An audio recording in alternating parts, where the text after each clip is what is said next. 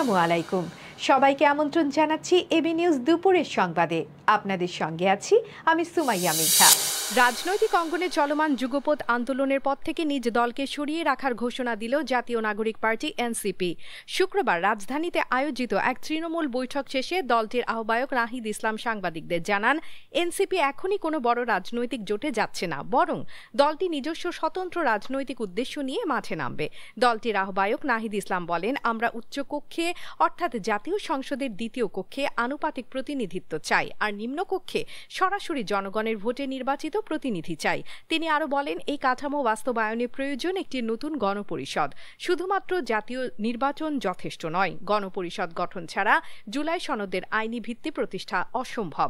সাম্প্রতিক যে আন্দোলন এবং রাজনৈতিক জোট বা একীভূত হওয়া নিয়ে বিষয়, সেই বিষয়ে আমরা স্পষ্ট করেছি জাতীয় নাগরিক পার্টি তার লক্ষ্য উদ্দেশ্য নিয়েই এগোবে।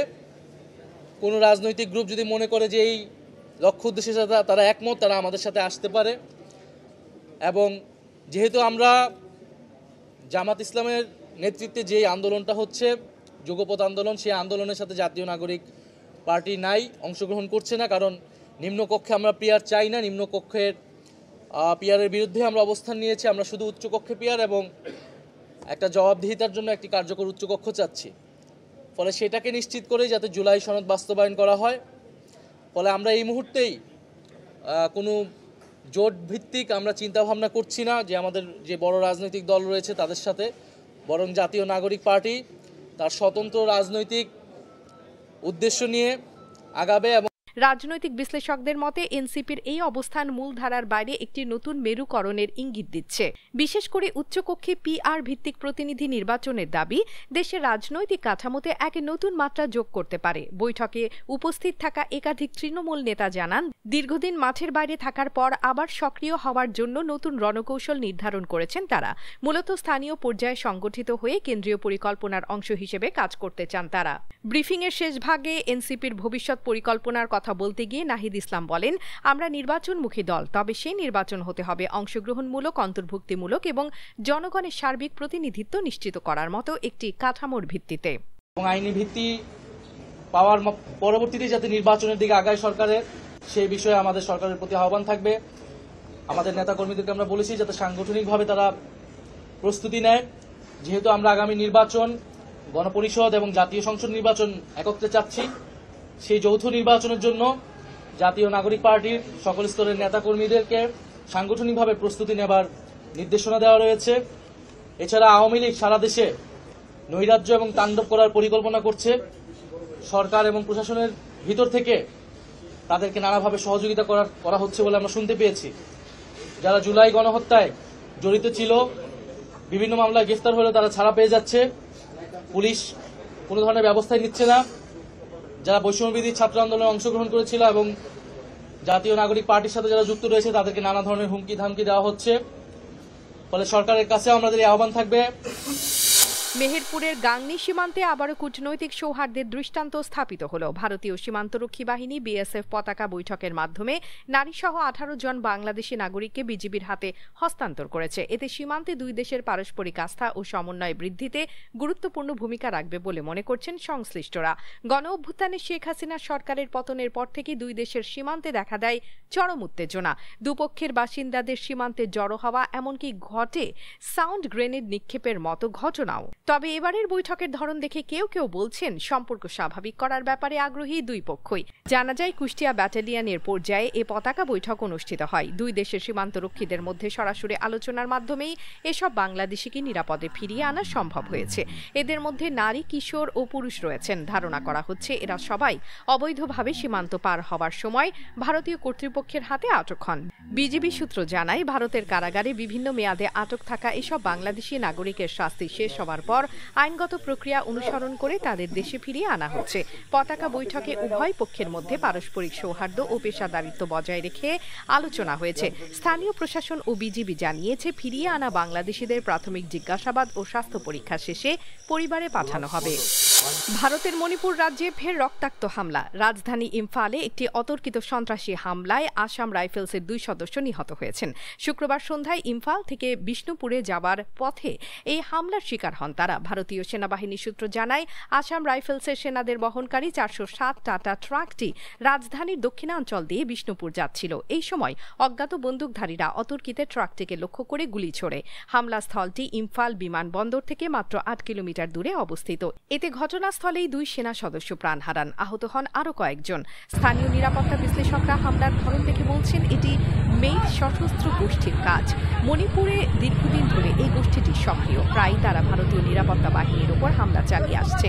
1 দশকের বেশি সময় ধরে বিচ্ছিন্নতাবাদী কর্মকাণ্ডে যুক্ত এই গোষ্ঠী এর আগেও হামলার দায়ে অভিযুক্ত। মণিপুরে চলমান জাতিগত সহিংসতা, কুকি ও মেইত সম্প্রদায়ের মধ্যে দীর্ঘদিনের উত্তেজনা এবং বিচ্ছিন্নতাবাদী গোষ্ঠীগুলোর তৎপরতা নতুন করে জাতীয় নিরাপত্তার জন্য হুমকি হিসেবে দেখা দিচ্ছে।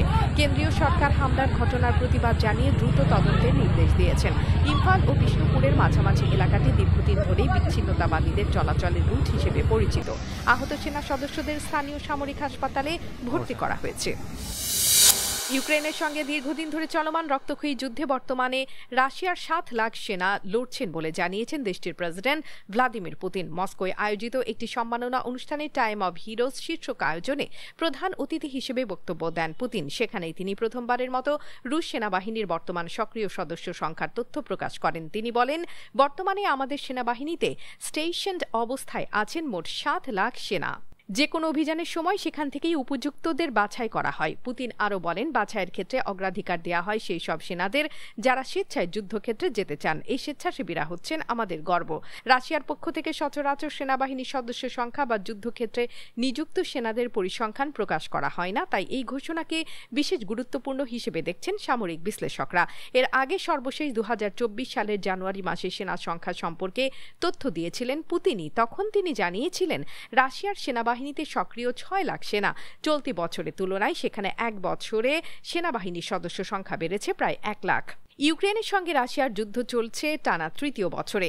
বিশেষ করে ডনবাস, বাখমুত ও জাপোরিঝিয়া অঞ্চলে তীব্র লড়াইয়ের কারণে বিপুল সেনা নিয়োগ করা হয়েছে। এশিয়া কাপের শুরুটা হয়েছিল হংকংয়ের সাথে জয় দিয়ে। এরপর শ্রীলঙ্কার সাথে পাত্তাই পায়নি বাংলাদেশ। জাগের শঙ্কা গ্রুপ পর্ব থেকে বাদ পড়ার। এরপর শ্রীলঙ্কার বিপক্ষে অবিশ্বাস্য কামব্যাকে সুপার 4-এর আশা জিইয়ে রাখা। প্রার্থনা আফগানিস্তানের বিপক্ষে শ্রীলঙ্কার জয়ের, হয়েছেও তাই। আর তাতেই সুপার 4-এ বাংলাদেশ। আজ প্রথম ম্যাচে সেই লঙ্কানদের বিপক্ষেই মাঠে নামছে টাইগাররা। ম্যাচটি শুরু হবে রাত 8:30টায়। বাংলাদেশ দল আফগানিস্তান ম্যাচে নামে 4টি পরিবর্তন নিয়ে। প্রথম সারির বোলারের ঘাটতিও চোখে পড়েছে, যা দিন শেষে হতে পারত ম্যাচ হারার কারণ। তাই এই ম্যাচে শ্রীলঙ্কার বাম হাতি ব্যাটারির সংখ্যা বিবেচনায় আসতে পারে একটি পরিবর্তন। অফ স্পিনার মাহাদি আসতে পারেন দলে। অপরদিকে আসরে 3 ম্যাচ জিতে শ্রীলঙ্কা রয়েছে দারুণ ছন্দে। টিম কম্বিনেশন এবং প্রতিপক্ষ বিবেচনায় একটি পরিবর্তন আনতে পারেন আসালাঙ্কাও। এবার ফুটবলের খবর। প্রথমবারের মতো আয়োজিত হচ্ছে নারীদের সাফ ক্লাব চ্যাম্পিয়নশিপ। আসরটি শুরু হবে আগামী 5 ডিসেম্বর এবং চলবে 20 ডিসেম্বর পর্যন্ত। আয়োজক দেশ নেপাল। এই টুর্নামেন্টে অংশ নিচ্ছে 5টি দেশের শীর্ষস্থানীয় নারী ফুটবল ক্লাব। তারা হলো বাংলাদেশের নাসরিন স্পোর্টস একাডেমি, ভারতের ইস্ট বেঙ্গল, নেপালের ইপিএফ ফুটবল ক্লাব, ভুটানের ট্রান্সপোর্ট ইউনাইটেড লেডিস এফসি এবং পাকিস্তানের Karachi city football club. League ভিত্তিক এই টুর্নামেন্টে প্রতিটি দল একে অপরের বিপক্ষে খেলবে। পয়েন্ট তালিকায় শীর্ষ 2 দল খেলবে ফাইনাল ম্যাচে। বাংলাদেশের পক্ষে খেলবে দেশের নারী ফুটবলের পরিচিত মুখ ঋতুপর্ণা চাকমা, মনিকা চাকমা এবং আফইদা খন্দকাররা। তাদের জন্য এটি একটি নতুন চ্যালেঞ্জ, যেখানে দেশের বাইরের প্রতিপক্ষের বিপক্ষে লড়াই করে নিজেদের সামর্থ্য প্রমাণের সুযোগ মিলবে। সাফ নারী ফুটবলের এই নতুন যাত্রা দক্ষিণ এশিয়ার নারী ফুটবলের বিকাশে বড় ভূমিকা রাখবে বলে মনে করছেন বিশ্লেষকরা। দর্শক, এতক্ষণ আমাদের সঙ্গে থাকার জন্য ধন্যবাদ। আপনার প্রতিষ্ঠানের প্রচারের জন্য আস্থা রাখতে পারেন এবি নিউজে। যে কোনো বিজ্ঞাপন দিতে যোগাযোগ করুন স্ক্রিনে থাকা নাম্বার ও ইমেইলে। সর্বশেষ খবর পেতে চোখ রাখুন আমাদের ফেসবুক পেজ ও ইউটিউব চ্যানেলে। আমরা আছি ইনস্টাগ্রামেও। সর্বশেষ সংবাদ পেতে ভিজিট করুন আমাদের ওয়েবসাইট www.abnewsinternational.com-এ।